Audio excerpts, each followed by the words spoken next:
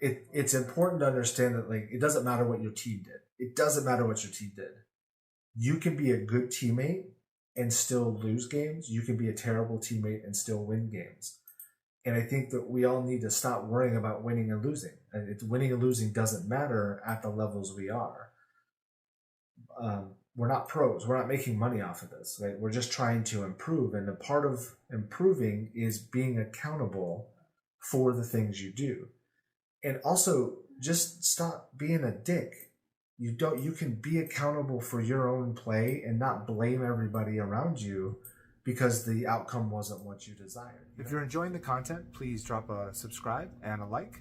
Please give me some comments if you have feedback or suggestions you'd like me to add to the process. If you're feeling extra generous and would like to support, please check out the Patreon page. There's some additional content that I do out there. It's all very small and it's not going to be an extensive amount, so it is pure support. But it's appreciated if you guys go down that path. Thank you and enjoy the stream or video or whatever it is. Hey everybody, it's JPC again, and this is episode number 19 of Back in My Day. This episode I'm going to talk a little bit about being a good teammate and teamwork in general. I'm doing this episode because I see chats in Discord all the time. I see stream posts, stream chats, and in Wahoojan's and in mine. And I've gotten DMs as well from time to time about dealing with bad teammates and how do you overcome when your teammate doesn't listen or when those things are going on. So I thought this would be good, but it's going to go in a little bit different approach than dealing with your teammates because I want to talk about you as a teammate and the way that I approach being a good teammate and what teamwork means to me. Caveats, obviously, this is the way I deal with these things. I think that obviously my personality is going to be a little bit different from other people's, and hopefully you can take the perspectives that I'm taking and use them to your benefit, or figure out your own version of what I'm trying to do. First off, I want to really talk about what I consider being part of a team means and how that relates to Dota. Well, to Valorant. I'm talking about Valorant, of course. How it relates to Valorant, but how it relates to the games in general. I kind of did these things in Dota as well when I played Dota. And the approach is important because I think it really sets the tone for where my brain is at when I'm in a team game. When it was video games, when it was sports, when I played Ultimate Frisbee, at work, and in the family, when I'm being a dad or a husband. So teamwork-wise, teammate-wise, team-wise, I think that the team should work for each other. I don't have a problem being sacrificial for the team. One of the reasons I liked playing support or Pause 5 when I played Dota was I was okay with throwing myself to save the carry or throwing myself to save the mid. And when it comes to Valorant, I try to do that as well. I'm okay with being baited. I'm okay with being the guy that people peek off of. I feel like that structure, when you're a part of that team, you can be the most important person while not being the best person on the team.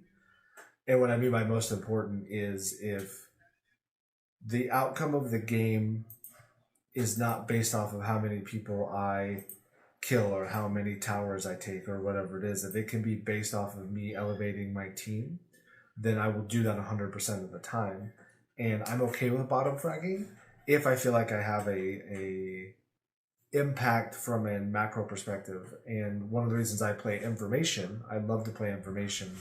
I will play who'd you talk about, Zelnaga Tower, right, from StarCraft. I'll play the Zelnaga Tower position. I love getting into a spot and listening and finding out where people are and giving that information out.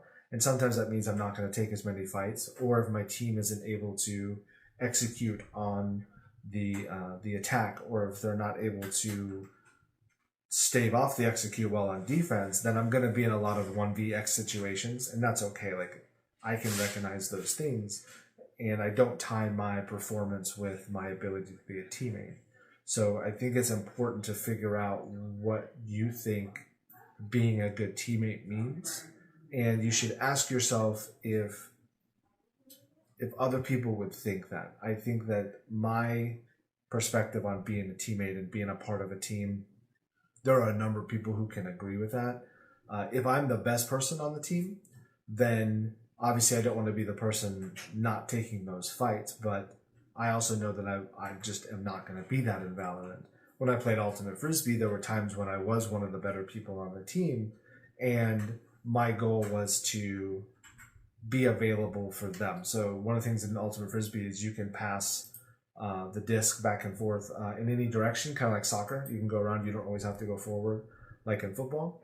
And I had enough endurance and speed to always try to find a way to be available for my team. So if I got the disc up to somebody in advance, I would try to get to them quickly so they had a quick way to dump it off and give it back to me. I wasn't scoring all the points. I didn't have to score all the points. I wasn't even throwing all the points. But I helped the team navigate the field in a way that elevated the others who weren't maybe as had as much field awareness or had as much talent in terms of throwing or speed or jumping that I may have had. Obviously, I love scoring. Obviously, I love throwing a good throw, a great score, an assist. I love those things. I love being top frag. Obviously, it's really nice. It feels really good to be top frag. I like having a high KD. I like all those things. All those things are obviously good things to have. But my objective of a game was never to do that. And I will say that that was one of the hardest parts about playing Wahujin's gold routine, is the idea that as when I was silver and even into gold for a period, that I'm playing Reyna and my entire job is to just fight. I'm not playing for the team. In fact, I actually muted everybody in Agent Select and would just play the game. And that was very different. It was a different approach. And it is obvious that the idea of being a part of a team when nobody knows how to be a team, which is the purpose of the original Gold Guide, don't rely on your teammates because they don't know what they're doing. And at the end of the day, the person who fights the best wins. And that was unusual for me. It was hard for me to wrap my head around. And once I just kind of checked that box and it clicked, I shot up, right? I think I got out of gold in out of silver in less than 3 weeks. So there is a benefit to making sure you have the right team around you. But I wanted to kind of bring that up. Like, ask yourself, what do you think being a part of a team means? And then, is that a common trope of teamwork? Is that a common trope of a role within a team? And if everybody is a support, then you're going to have a hard time, right? Again, I bring up support because I feel like that's where my brain is when I play. But if I have 5 people playing support, then we're not going to succeed. So you do have to have roles on the team, and you have to make sure that the people who you're playing with accept that role. Solo queue, that's a little bit harder, but I'll kind of get into that in a little bit later. But I wanted to talk about the idea of what teamwork means, at least to me, and how I approach those scenarios, again, outside of games as well as inside of games.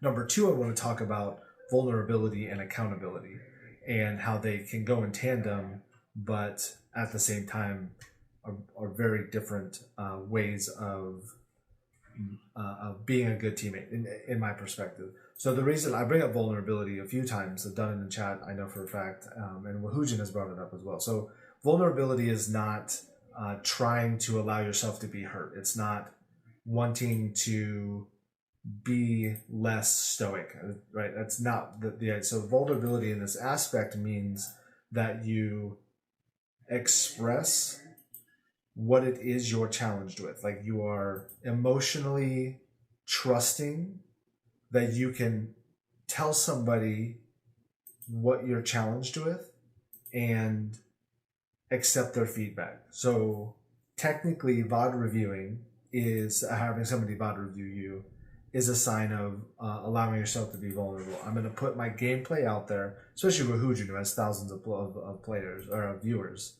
I'm going to put my VOD out there.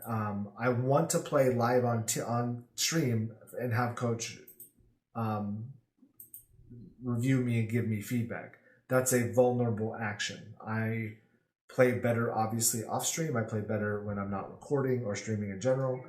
And to agree to do that and let my mistakes be seen live in the moment and then get the feedback afterwards, that's a sign of vulnerability. That's allowing yourself to be vulnerable. And it is hard. It's not simple. It's stressful, always stressful to be vulnerable. And I think the other side of being vulnerable is accepting the feedback. You don't have to listen to what everybody says and just take it all in and do it, but you have to hear what people are saying and then analyze it, decipher it, sift through it, and then pick out what it is you want to work on. I was a part of this writing class. It was online, and one of the things that they require is when you write something up, you post it and you get feedback, and they don't allow you to respond to the feedback for 48 hours or 24 hours or something. So people are just posting things about and you can't respond to them. You can't tell them, I agree or disagree or whatever. It's about opening and listening to that. But the key part of that was just take the time to listen, read. And then when you find something, you go, yeah, that is something I'm trying to work on. Then you take action on it. But if they're like describing, oh, I don't like your setting, this should be less futuristic, it should be more medieval fantasy, you can just go, thanks for your feedback, but that's not something that I'm worried about at this time. Obviously, ask more questions, right? Because if that person explains that the setting could be better because of X, Y, Z and has a whole list of reasons why, maybe that's a good thing to take on.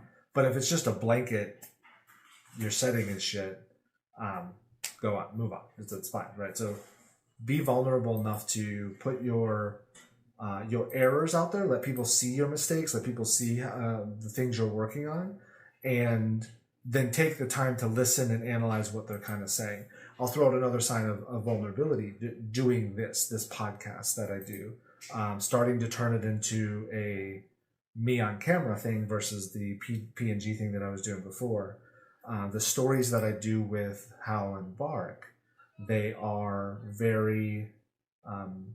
they're very personal to me. This is a very new thing for me. It's a very personal thing. And it is me putting this out there is me being vulnerable. And the more I do it, the more I'm getting more comfortable with being vulnerable. And that's important. The other side is accountability. I bring up both vulnerability and accountability because, well, so accountability, people consider it like a 4-letter word, right? It's like, it's such I'm holding you accountable and that's bad. No, accountability is very, very, very important. And it's a sign of taking accountability for something is a sign of understanding that you have been vulnerable to this point and you need to be more vulnerable. You can look at something and go, no, I did this and this and this here. I can fix these things. And I think one of the challenges I see with people posting in, again, Discord and Stream Chat and the DMs at times are, we're not taking accountability for our gameplay or our situations. And it's important to understand that, like, it doesn't matter what your team did. It doesn't matter what your team did. You can be a good teammate and still lose games. You can be a terrible teammate and still win games. And I think that we all need to stop worrying about winning and losing. And winning and losing doesn't matter at the levels we are. We're not pros. We're not making money off of this, right? We're just trying to improve. And a part of improving is being accountable for the things you do. And also just stop being a dick. You can be accountable for your own play and not blame everybody around you because the outcome wasn't what you desired. You have to fix that mentality so you can be accountable for the things you can control and then just worry about those things. Pen Flash has had one of the worst runs that I've ever seen, and I have yet to hear him come back and just say, my teammates, right? I'm sure he has. I'm sure he's pointed it out, but he's working on something. He's accepting that the work he's doing is going to be hard and it's going to have him fail a little bit while he's trying to improve. And like, it's such a good mentality to just accept that. And yes, there's bad luck too. Like, you're going to get bad luck when it comes to some rounds. You're going to get bad luck because there's a Smurf on the other team. You're going to get bad luck because your team is not playing together. You're going to get bad luck because you had 5 people join a lobby and they're all support type players and they don't want to be aggressive. Like, those things happen and they're out of your control. So just ignore them, move on, and take accountability for what you can control. I actually have this book called Propeller, and it's about it's something. It's business related, so it's not really about other things. But one of the things they talk about is don't use other people's words. They're not giving you what you need, right? I need something for somebody, and they're not giving me the thing I need. I'm waiting on them. Don't use that as an excuse not to progress. And I think you can use that tangentially for Valorant, right? I'm waiting for my teammates to get better. No, you're not. Shut up. You're not waiting for your teammates to get better. Just do the right things, and you will win more often than you lose just by checking those boxes. Stop waiting on better teammates. Stop waiting on fewer Smurfs. Stop waiting on those things. Take accountability. Take accountability for what you can control, which is yourself, and everything else is a variable that will be better or worse at any given game, and focus on your own stuff. Okay, I bring up vulnerability and accountability in the same conversation because as a teammate, if I want to be a good teammate, I need to be able to accept that I'm accountable for my actions and other people are not responsible for my growth. They're not responsible for if I get better or not. I need to show everybody, show the world that I can be open and accepting that it's my fault when it's my fault. And even when it's not my fault for losing, it's my fault for not checking my success metrics. And I have to show that from vulnerability standpoint. And then I have to own what I can and can't do. And by doing those two things, I will always consider myself to be a good teammate because I'm not going to blame somebody for losing a game. It's on me if I am doing my pre-round routine. It's on me if I am panicking when I'm fighting, right? And I think right now I'm struggling through, I was talking to Ethan and Papa PP about this, and Zendikar about this, that I don't have the proper mode of crosshair switch and minimap switch. I don't switch between those properly. And the only way that I can get better at that is to actively mentally focus on it in any given scenario. And because I can or cannot do that on my own terms, it's never my teammates' faults. And it doesn't matter if I win or lose, if I'm doing those things right, I am winning my games from the personal perspective. The outcomes don't matter. And I know this gets annoying. People keep, like, nobody likes hearing this. Stop worrying about winning and losing. Be vulnerable, be accountable, be a good teammate while you're being vulnerable and accountable. And the only thing that you can come out of that is just benefit to yourself. The last thing I want to talk about is get a duo, get a trio. I don't suggest 5 stacking, but I'm going to get a duo now. Code, who's a T3, we're going to start duoing, and we've already had conversations about how we're going to go through being a good teammate to each other, and how we're going to also expand that and be good teammates to the rest of our team, regardless if they're in our parties or not. And if you struggle with being a good teammate, you can never expect other people to be good teammates. I will tell you 100% as good of a teammate as I think that I am. If somebody's an ass to me, I'm done with you. I can mute you and go about my day because that's not important. If there's somebody at my office who is inappropriate, or they have not inappropriate, but they're just they don't work with me, they're not trying to come to a solution together, they don't want to compromise, I have zero time for them. And there's no reason for me to put in the effort to build that friendship or that relationship or that co-workership, if it's a word. Then what's the point of working with me? And that's okay. I think that's okay to go about this. If I'm willing to do that at work, and I will find workarounds for dealing with that person, I'm sure as hell not going to deal with you in a Valorant game. I'm not going to deal with you in a Dota game. And that's okay. That doesn't make me a bad teammate when that happens. But after gold, again, even almost waiting until platinum, I muted everybody. But then after gold, I was giving everybody a chance. And I'll talk a little bit about how this correlates back to vulnerability, because I'll go back into code here too. But the way that I remain vulnerable when I go into scenarios is I offer my trust first. I immediately offer my trust and I allow that to be out there. I freely offer it. But I will absolutely take it away as quickly as I need to not get stressed out or worn out or, again, just pissed off in general about the scenario. So just trust everybody is going to come in. Positive intent. That's why positive intent is nobody goes into a game immediately trying to throw it or be, right? Obviously some people do, but the majority of people, the high majority of people do not do that. So I will go in and with extreme trust. I will trust everybody. Let's trust. We're going to do everything. We're going to be on the same page. And then I'll just take it away. That's fine. If you're not going to be a good teammate, I'll mute you and I'll ignore you. I won't even mess with you.